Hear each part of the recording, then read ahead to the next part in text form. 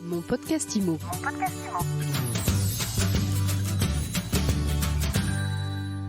Bonjour et bienvenue dans ce nouvel épisode de mon podcast IMO. On parle épargne immobilière et pierre papier aujourd'hui avec Paul Bourdois, fondateur de France SCPI. Bonjour. Bonjour Ariane. Paul, vous venez de dresser le premier bilan du premier trimestre 2022 pour les SCPI. Alors avant d'entrer dans le détail des chiffres, vous nous rappelez le fonctionnement des sociétés civiles de placement immobilier ? Alors je peux vous le rappeler effectivement, également appelée la pierre papier, je le rappelle également. La SCPI, c'est une société qui achète des biens immobiliers, donc la plupart du temps des biens professionnels, donc des bureaux, des commerces, des entrepôts, etc. Et évidemment, elle va les mettre en location, elle va gérer les locataires, les biens, vendre les biens, etc. Et les épargnants, plutôt que d'acheter un bien, un appartement ou d'autres biens immobiliers locatifs, vont acheter des parts de SCPI, une ou plusieurs, et ce qui va leur permettre d'avoir un rendement en face, tout simplement. Ce rendement, il est supérieur à la rémunération de l'investissement locatif en direct ? Alors, il est supérieur, bien entendu, mais en plus de ça, il ne nécessite aucune gestion. C'est-à-dire que quand vous achetez un bien immobilier locatif classique, vous êtes obligé de gérer le locataire, les travaux s'il doit y en avoir, remettre en location si le locataire part, bref.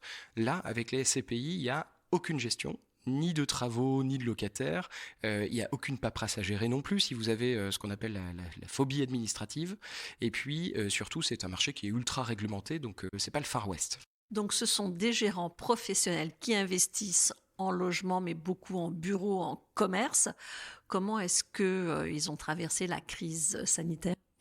Eh bien, contre toute attente, ou en tout cas contre ce que pensaient peut-être les épargnants et les professionnels au début, se disant « Oula, attention, il va y avoir confinement, donc ça veut dire que les gens ne vont plus utiliser les bureaux », eh bien les SCPI spécialisés dans les bureaux, mais aussi les autres, dans les commerces, etc., ont très bien traversé la crise. Elles ont fourni en 2020 et 2021 respectivement 4,3 et 4,49% de rendement, donc ce qui est quand même très bien, et qui surpasse bien évidemment les performances qu'on peut avoir sur d'autres classes d'actifs. Comment se porte la collecte aujourd'hui au premier trimestre sur ces produits d'épargne ?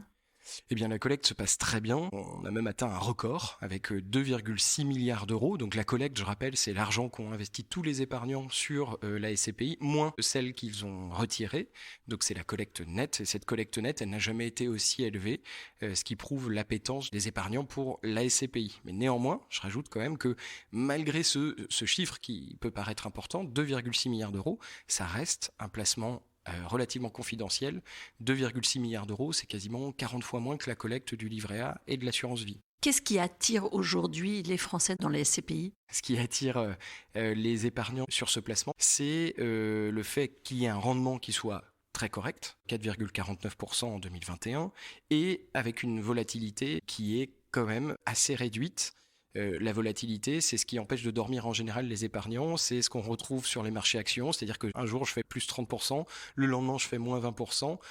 Certes, on peut gagner peut-être plus d'argent en allant sur des marchés actions, mais quand même c'est un peu plus stressant. Et donc le fameux couple rendement-risque auquel répondent tous les placements, eh bien celui-ci il est très équilibré pour les SCPI. J'ai un rendement très correct pour un risque qui est maîtrisé, qui est pas nul mais qui est maîtrisé. Pour fixer les ordres de grandeur, on rappelle que les produits sans risque comme le livret A rapportent 1% seulement. L'assurance vie en euros, on est autour de 1,1%.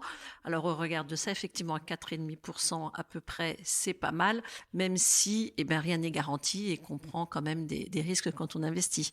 Oui, c'est vrai. Alors, on a l'habitude de comparer les rendements entre eux, mais il faut pas oublier effectivement que l'horizon de placement pour un livret A ou pour un livret court terme, peu importe, c'est 0,2 ans. Pour une SCPI, c'est plutôt aux alentours de 8-10 ans.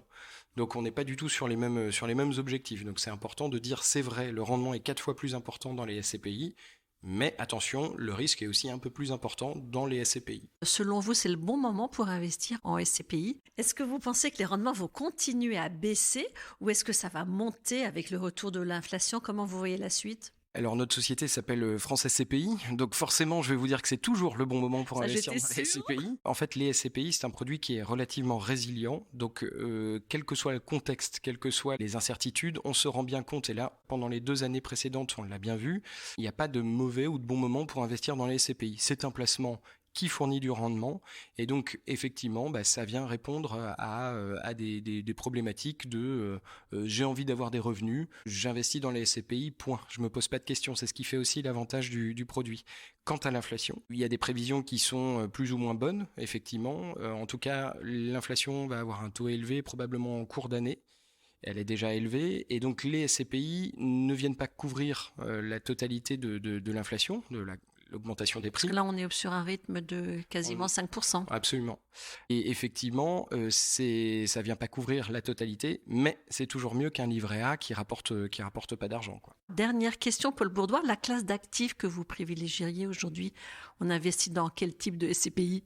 Alors, ça dépend de votre appétence aux classes d'actifs. Il y a différentes classes d'actifs dans lesquelles vous pouvez investir dans les SCPI. Ça peut être les bureaux, comme vous le disiez, le commerce, la logistique. Ça peut Mais être vous, aussi vous feriez quoi là ? Moi, ce que je ferais, c'est que je mettrais pas tous mes œufs dans le même panier, déjà, pour commencer, et donc je pondérerais sur les différentes typologies.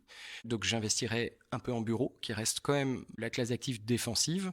J'investirais également dans les commerces. J'investirais pour avoir une performance meilleure dans la logistique, puisque je rappelle qu'on est au-dessus de 5%, quand la moyenne est à 4,25% pour ce début d'année. Donc c'est une classe d'actifs qui est intéressante. Et puis pourquoi pas mettre un peu d'argent également dans le résidentiel et dans la santé. Voilà, comme ça on aura fait le tour. Et puis on en reparlera très prochainement en détail. Merci beaucoup Paul Bourdois, fondateur de France SCPI. Merci. Mon podcast IMO.